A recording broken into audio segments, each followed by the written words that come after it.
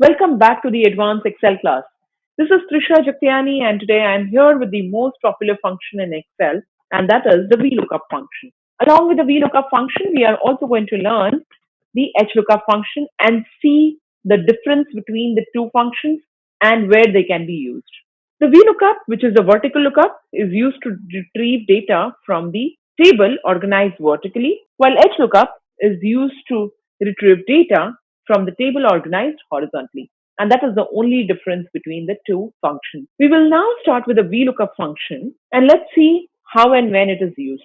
VLookup function makes Excel look for a certain value in a column and returns a value from a different column in the same row. Now, what does that mean? Let's start with an example directly. If you look at my example sheet here, I have the names of the students who have been placed after their exams, and now I need to retrieve data for a few students from the list, understanding that I have their name, their stream, their exam end date, and I'm looking to get the information for their tentative date of joining after their placement has been done and the commission received from those students. Now, if I need to retrieve this data, the tentative date of joining and the commission received, these two information should be available in some form in any other database. Now, I need to see where is that available. If you look at the base data, all these information is available in the base data. If you look at this database, you can clearly see that the names are given along with the other information like their gender, stream, tentative date of joining, their commission received, everything is mentioned in this database. I need to retrieve the information for only these 12 students from the base data, which has a list of about 76 students. It will be very difficult for me to do that if I have to look for each of the students in this database and then retrieve their information from there. So what does VLookup do? Here I'm going to use VLookup because VLookup, what does it do is it looks for, say, first name in a particular column. So it will look for Vedika Mehta in this column. Once it finds Vedika Mehta, it will scroll on the same row. So let's find Vedika first so it becomes easier to understand. Here it is. So Vedika is sitting in row 72. It will look in the row 72. In the same row, go to the column where I need data from. So I need the data from the tentative date of joining, which is the D column. So in the same row, but from the D column, whatever data is, it will pick that data and give it to me here in this cell. Now, how does that work? So to understand this, we need to understand the VLookup function and its syntax. If I first start with the VLookup function, I'll see that it has four arguments in the syntax. The first argument is the lookup value. So when I say there are four arguments, definitely there are four parts of a VLookup function. So the first thing that I have to give to VLookup function is the value that you want to look up. So what is that we are trying to look up? We are trying to look up the name. Now, the lookup value is the most important part when you're starting with a VLookup function. There are two main things that you have to ensure it is available when you are deciding on what should be the lookup value. Now, in this case, there are three different things that you can look up with, but you decided to look up with the name. We will see why did we do that. So if you look at VLookup function, the lookup value which we are looking for, there are two rules to start or decide on the lookup value. The first rule is that both the databases, when I say both the databases, the database where you need the result and the database from where you want to retrieve the data, both should have some columns in common. So when I say columns in common, you can see that it has name, it has stream, it has exam end date. These three data are common in both the databases, name, stream, and the exam end date. So this three data is available in both the databases. Now, the second thing that I have to ensure is the common data that I have identified. The first thing that I have to identify is the common data or the common column. The common column that I have identified needs to be unique in itself. When I say this, it means that there should not be any duplication in the data. So when I say, if you look at these two databases, there is name, stream, and exam end date. Again, going back to base data, name, stream, and exam end date. If you look at these two databases, the stream will definitely have some duplicate data. That means two students can have the same stream. Same goes with the end date. Exam end date can be same for two students or more than two students. It could be same, and hence there is some duplication. The duplication is not there only in the name, because the first name and last name is going to be unique for each of the students.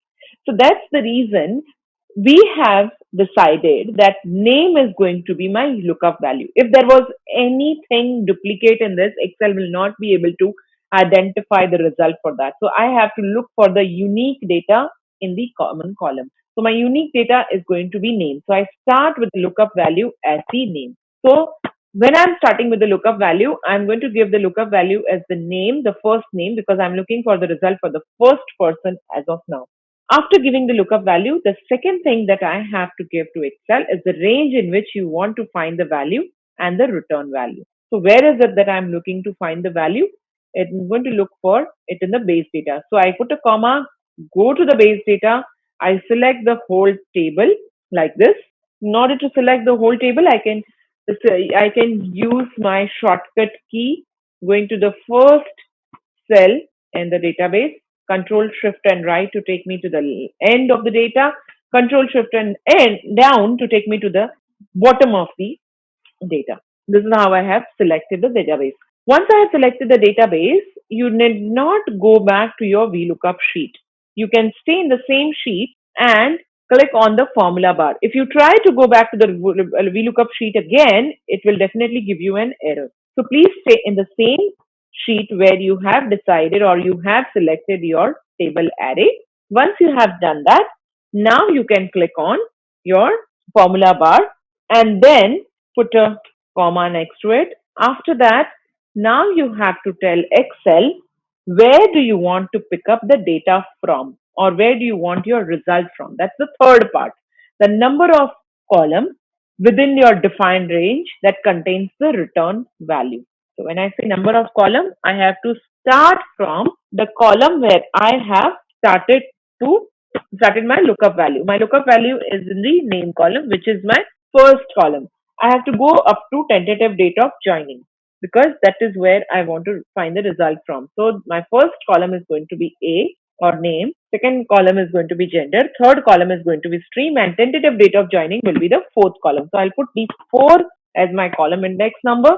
After doing that, I'll put a comma. Now I have to give the last part, which says whether I have to put a 0 or a false for an exact match with the value you're looking for, and 1 or true for an approximate match. But here we are looking for the exact match. When I say exact match, that is the name of the student that I'm looking for. Hence, I can put a 0 or the word false to ensure that I'm selecting the exact match. Close the bracket and enter. Here you can see that it has automatically picked up the information or the result for the first student. Congratulations on completing the business dashboard using Excel course. Ready to elevate your career? Join our postgraduate certificate in data science and AI and gain exclusive benefits like a complimentary Python programming bootcamp, 7+ case studies, dedicated student support, and access to our job opportunities portal. Don't miss out on this chance to transform your career. Invest in yourself today and join our program. Click on the link in the description to enroll now and take the next step in your career journey. Now that I have identified the first student, it is very much evident that I will drag this information down. However, you will see that there are some places where you can see the result as an -NA, which is an error that Excel is throwing up. Now you would want to know, why is Excel throwing you the error? If you look at the first the formula, it says A2, the base data that is selected is A1 to H77, which is A1 is the first cell in the database, while H77 is the last cell in the database.